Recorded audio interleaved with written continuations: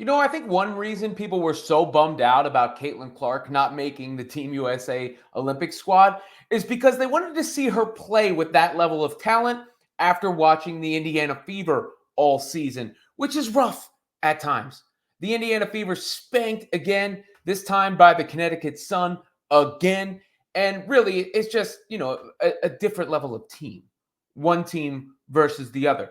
And early in the game, Clark got going a bit, hit a couple of her trademark deep threes. She wound up getting in foul trouble again, which has happened against the Sun in the past. And there was one moment where she expressed to the refs after getting in foul trouble, she said, look to mouth, come on, help me out. As you can see here, come on, help me out, is what she was saying. But she could use some help with talent around her too, because the Fever are just having a rough fit, a rough go of it in general. Clark hit some of those shots, but she's so over defended.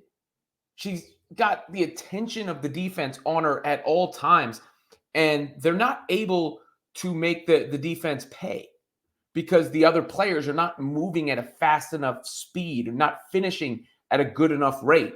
I mean, look at this right here. I like this guy's account on Twitter, but Connecticut sending 3 different defenders at Caitlin Clark on this play. There's Boston on the handoff, trying to get the handoff, but the defense is there. Give it off to Clark. Then Boston's going to Phil, but she's not hitting that space fast enough. And Clark is already in trouble there against a really good defense. That's got to be faster. That's where Fagbenle was really helping. And the fit between Aaliyah Boston and Caitlin Clark is just not working. It is just not working. I thought it would work before the season. To be fair, I probably hadn't seen enough of Boston play. In order for Boston to be at her best, you really got to slow things down, and I don't think that's winning style. But Christy Sides tried it in the second half. She benched Caitlin Clark down the stretch of the game. Now, it was out of hand, so I'm not even mad about that. Maybe she was just trying to get Boston going. But Boston has really struggled this season overall. Perhaps it's because she's not being force-fed that much, but it's also, she just doesn't play fast enough. She doesn't play fast enough. She doesn't finish well enough. And that's been a real problem because they haven't been able to get a 2-woman game going so far. And in this game, the highlights like this from Clark were few and far between. They came up at the beginning. You see, coming up in transition here, Clark needs to play fast. She can hit those shots when they're playing fast. And Boston doesn't do well playing fast. In fact, most of the Fever roster does not play well fast. And that's an issue. Fagbenle is fast.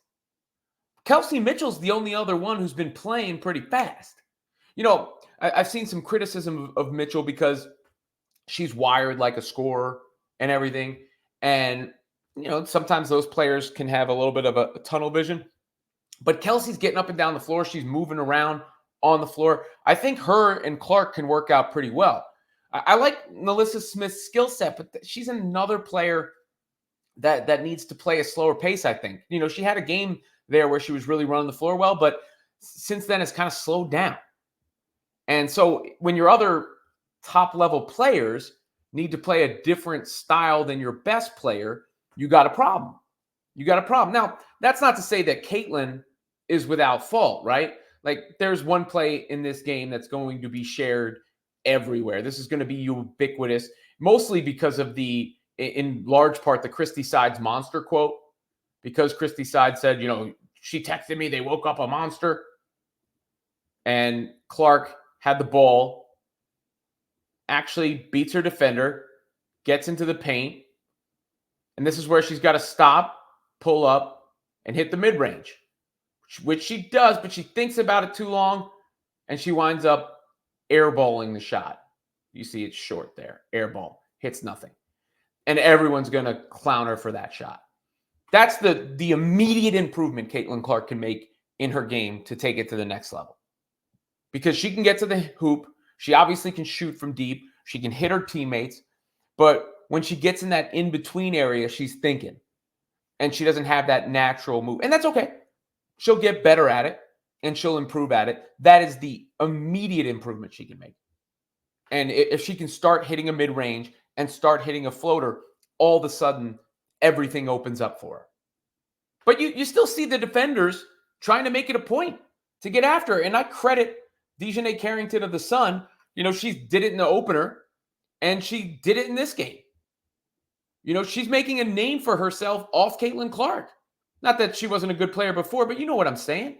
People are starting to pay attention to her because she can take Clark's cookies like she does on this play here.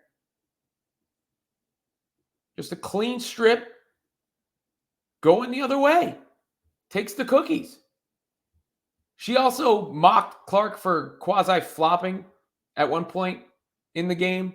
That's another clip that will probably be shared everywhere. Carrington making a mockery of what she, I guess, considers a Caitlin Clark flop. That's this right here.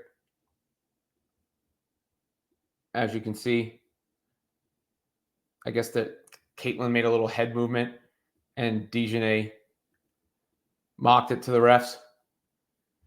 But I like, that's the right kind of competitiveness, right? Like, I'm going to show you up. I'm going to make my name a name for myself, prove myself by shutting you down in front of the world. That's cool.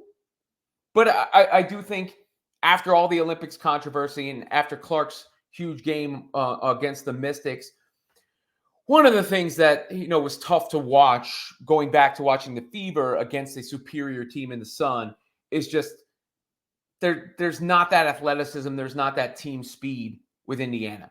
And it would be so nice for a change of pace. Look, Clark's got to grow, get better. The team's got to grow, get better, all those things over time. But it would be nice to see a change of pace where she's playing with the best players in the game and hitting them with the passes that maybe, they didn't even see coming, but they could finish them. And you can't send the doubles to her. And then she's hitting those logo threes overseas in Paris. And I do think, even if it was in limited playing time, people got their minds around that and were sort of fantasizing about that, having watched the Indiana Fever for much of this WNBA season. And then, back to reality. Oh, there goes Rabbity, because they got outclassed by the Sun, and they really have every time they've played them. And, Caitlin Clark did not have a good game. Really nobody on the team had a good game. But it did give you a little bit of that bitter taste, not to keep rehashing the Olympic thing over and over and over again. But it would have been nice to see Caitlin play with a super team for a second rather than, this team that she's a part of.